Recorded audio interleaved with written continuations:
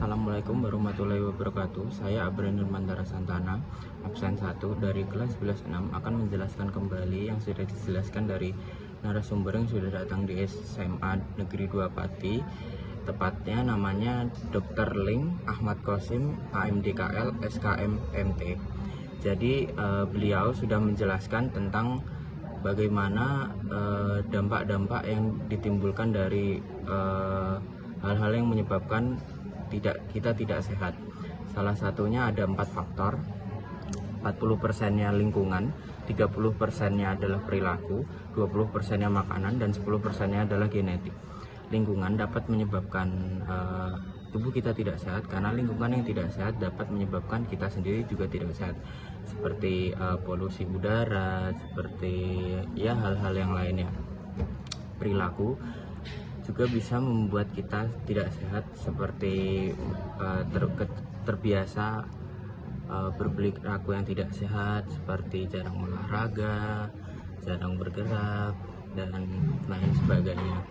Makanan itu juga sangat berpengaruh, contohnya seperti makan Indomie yang banyak, makan makanan karbohidrat berlebih, bahkan juga menyebabkan penyakit yang ada dalam tubuh kita. Dan yang terakhir itu ada genetik. Genetik juga bisa menyebabkan penyakit. Salah satu penyakit dari genetik itu ada diabetes, ada tekanan darah tinggi, itu juga bisa dari genetik. Perubahan iklim yang terjadi pada sekarang sudah sangat bisa kita rasakan. Salah satu contohnya adalah kualitas air yang semakin kian menurun, karena salahnya pembuatan septic tank, salahnya masyarakat dalam pengaplikasian septic tank, yang akhirnya kotoran-kotoran manusia yang bisa merembes ke air tanah. Terusnya ada pengolahan sampah yang bisa meminimalisir timbulan sampah. Alih fungsi lahan dari sawah menjadi industri itu juga bisa meningkatkan terjadinya perubahan iklim.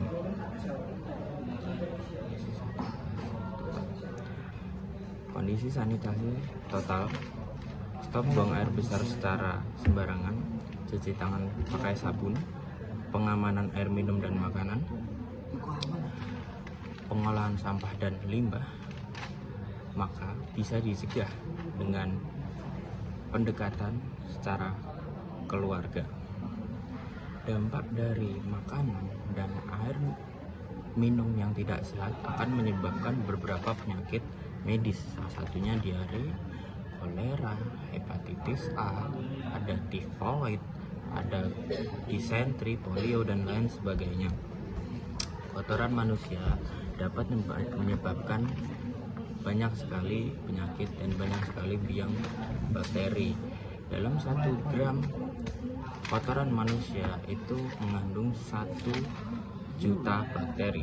Jadi sangat-sangat banyak bakteri yang terdapat di dalam kotoran manusia.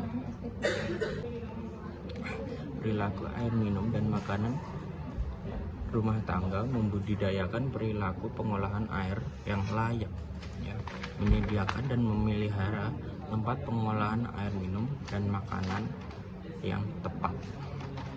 Syarat air bisa diminum itu salah satunya fisiknya tidak berbau, tidak berwarna, tidak berasa. Secara kimia juga aman, ya. Secara mikrobiologi juga aman, ya, tidak terdapat banyaknya bakteri E. coli.